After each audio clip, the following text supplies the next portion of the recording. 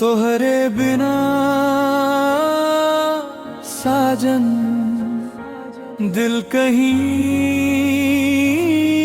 न लागे, रात अंधियारी लागे, नींद भी ना जागे।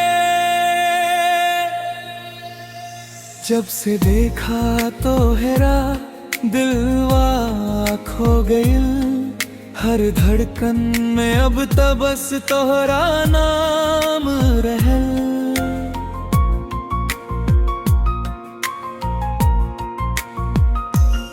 चांद भी शर्माए तोहार चेहरा दिल, रोशनी भी फीकी लागे तोहरे एक झलक से। तोहरा हंसी में जादू, तोहरे बात में नशा, तोहरे बिना अब साजन कुछो न भाए सखा। तोहरे बिना दिल न लागे, सांस भी जैसे रुक जाए। आजा सजनवा पास हमारे, जिया ये तड़पे गिरती रात रे।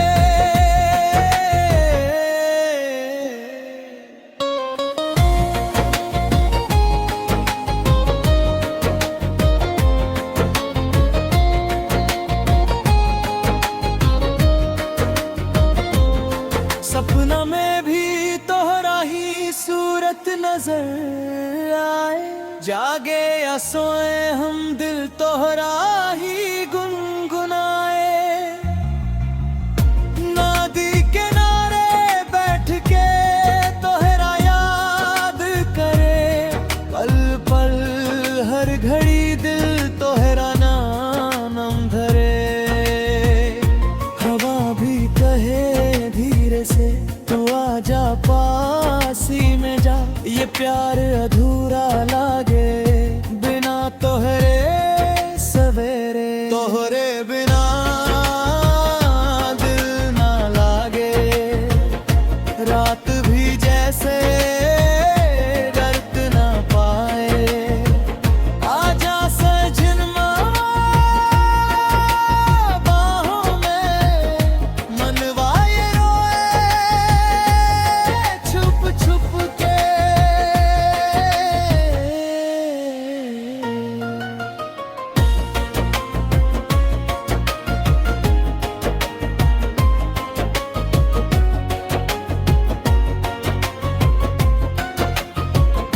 कसम से कहतानी सच्चाई प्यार बा, तोहरे बिना साजन सब बेकार बा। राह तकतानी हम हर एक मोड़ पे, आजा अब साजन छोड़ के सब झंझट रे। तोहरे संग बिताए हर पल याद आए, हंसी ठिठोली में दिल बहल जाए। लेकिन जब दूर हो जाला तू, दिलवा रो रो के हमके सताए। आजा फिर से वही दिन लौटा दे, अपने प्यार से दिल सजा दे। तोहरे बिना दिल ना लागे, धड़कन भी जैसे तरम झारे।